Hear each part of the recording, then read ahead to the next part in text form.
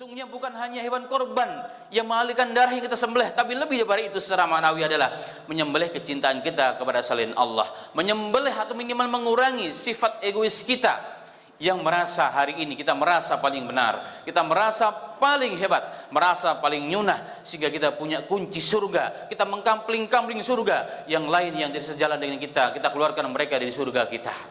Itulah yang terjadi hari ini, ma'asyiral muslimin.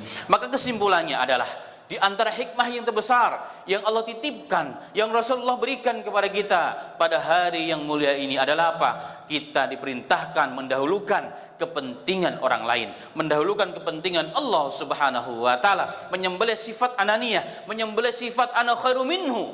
Karena ini adalah sifat egoisme yang sangat tercela, yang akan menjadikan kita orang yang takabur dan sombong. Dan inilah sifat yang akan melahirkan segala penyakit yang ada di muka bumi ini. Wa na'udzubillahi min dzalika. Kemudian ma'asyiral muslimin, itu juga ditinjau min nahiyati sosial, dari sisi sosialnya. Lalu bagaimana dari sisi yang lain? Jika kita lihat dari sisi secara global, bahwa pelaksanaan Idul Adha baik di negara kita dan secara umum secara global di negara Arab Saudi, di mana di sana dilakukan haji, merupakan syiar yang terbesar, yakni merajut ukhuwah seluruh orang Islam secara global, secara alamiah, secara internasional. Dalam Al-Quran ketika Allah memerintahkan Ibrahim, fa'din fin nasi bil hajj, wa Ibrahim panggil manusia untuk melakukan haji. Kau yang memanggil di sana, tapi aku yang menyampaikan panggilanmu sampai hari kiamat. Ya'tuka rijalan wa ala kulli dhamirin ya'tina min kulli fajjin amik. Maka akan datang mengikuti atau menghadiri panggilanmu wahai Ibrahim.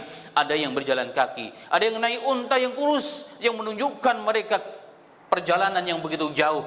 Ya'tina min kulli fajin amik, dan mereka datang dari seluruh penjuru dunia, datang ke sana. Dan begitulah gambaran haji, ma'asyiral muslimin, dengan tujuan yang sama, dengan maksud yang sama, yakni mencari ridha Allah, menghadiri panggilan Ibrahim alaihi salatu wasalam atas perintah Allah Subhanahu wa taala melalui lisannya Nabi kita Muhammad sallallahu alaihi wasallam.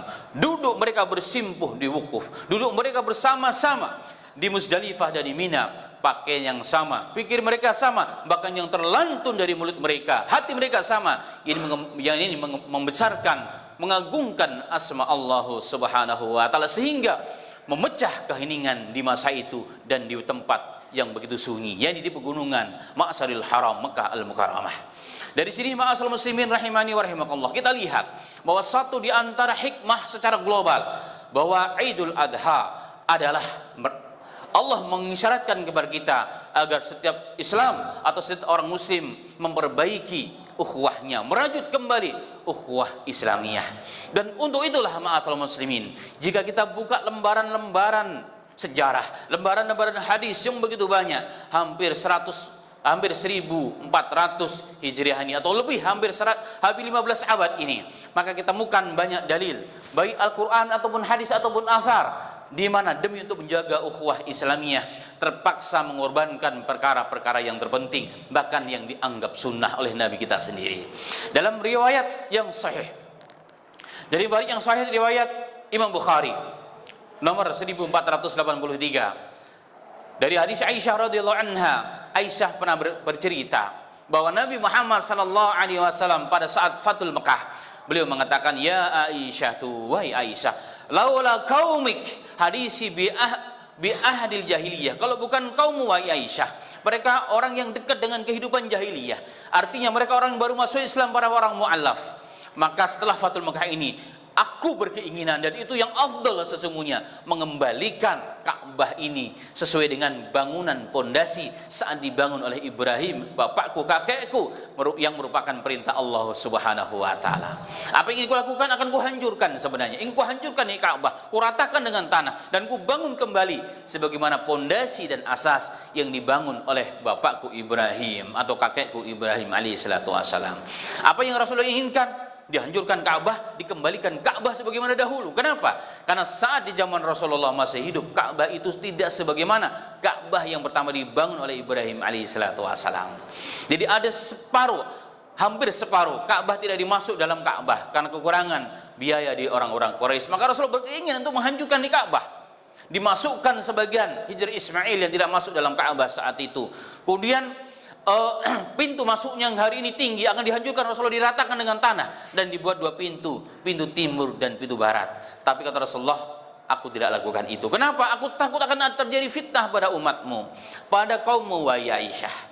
Walaupun kemudian impian Rasulullah ini diwujudkan oleh Abdullah bin Zubair, ketika Abdullah bin Zubair beliau sebagai wali kota Mekah di zaman itu, walaupun kemudian dihancurkan kembali oleh raja berikutnya. Tapi ala kulli hal, yang dimaksud dalam kisah ini kaitannya dan judul kita adalah bahwa Nabi Muhammad SAW meninggalkan sesuatu yang afdal, meninggalkan sesuatu yang utama, yang merupakan asas dibangunnya Ka'bah, yang merupakan syiar terbesar dalam Islam. Untuk apa tujuannya? Untuk menjaga umat ini agar tidak terjadi fitnah yang besar. Sehingga untuk menjaga fitnah lebih utama meninggalkan bahkan terpaksa yang afdal, bahkan Nabi sendiri yang melakukan. Ma'asyiral muslimin. Allahu akbar, Allahu akbar, Allahu akbar, walillahil hamd. Yang kisah yang terakhir adalah kisah di tahun 28 Hijriyah atau sekitar 480 sekian Masehi. Di zaman Khalifah yang ketiga, Utsman bin Affan radhiyallahu anhu, di mana Islam sudah tersebar sampai seantero dunia. Hampir sepertiga dunia mulai dikuasai oleh Islam. Tak luput juga Islam sudah masuk ke Armenia dan juga Azerbaijan. Dan di sana terjadi konflik yang cukup besar, konflik intern antara pasukan umat Islam. Karena pasukan umat Islam saat itu terdiri dari dua wilayah yang besar di zaman itu, yaitu wilayah Syam dan wilayah Irak.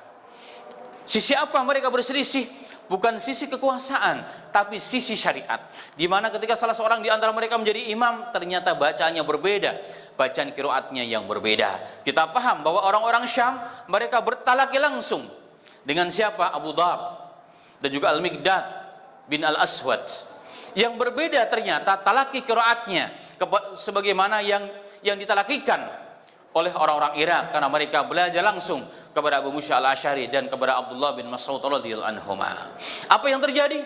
Konflik ini hampir menumpahkan darah, bahkan mereka sudah saling mengkafirkan.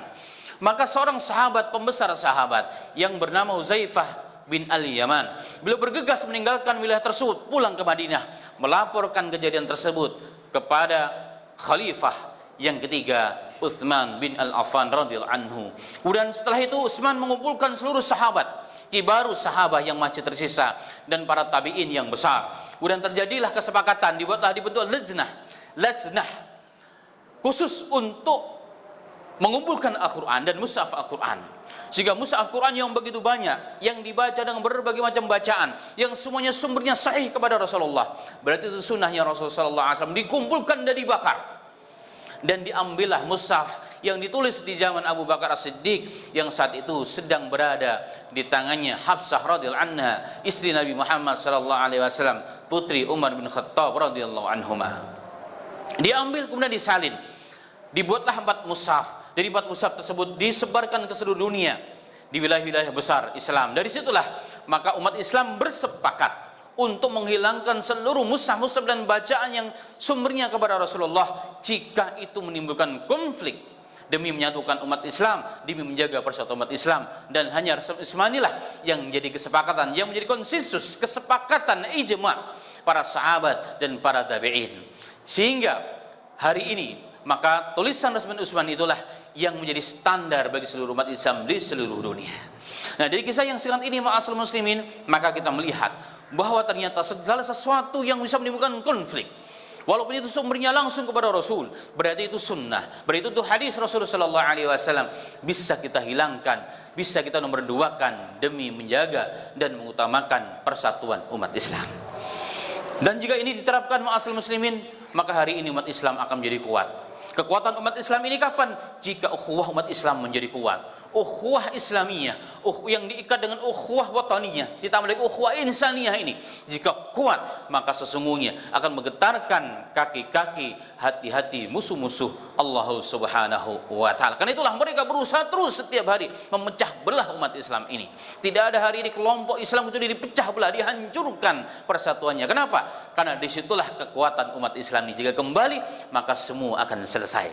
Semoga dengan hikmah Idul Adha ini, kita mampu merajut kembali ukhuwah Islamiyah kita yang hari ini telah tercerai-berai, yang hari ini telah terlukai, yang hari ini orang telah mengkapling-kapling bahkan sesama kaum muslimin, bahkan sesama ahlu sunnah wal jamaah, bahkan sesama pengajian, bahkan sesama guru dan ustadz. Yang berbeda dianggap kafir, dianggap ahlu bid'ah, yang tidak maka mereka keluar dari ajarannya. Yang benar dan yang paling sahih adalah kita sendiri. Wa na'udzubillahi min dzalika. Semoga Allah hindarkan kita daripada sifat tersebut dan Allah kembalikan ukhuwah Islamiyah dengan hikmah Idul Adha ini di seluruh dunia, dan kuatlah kembali umat Islam ini. Amin ya rabbal alamin. Demikian, semoga bermanfaat.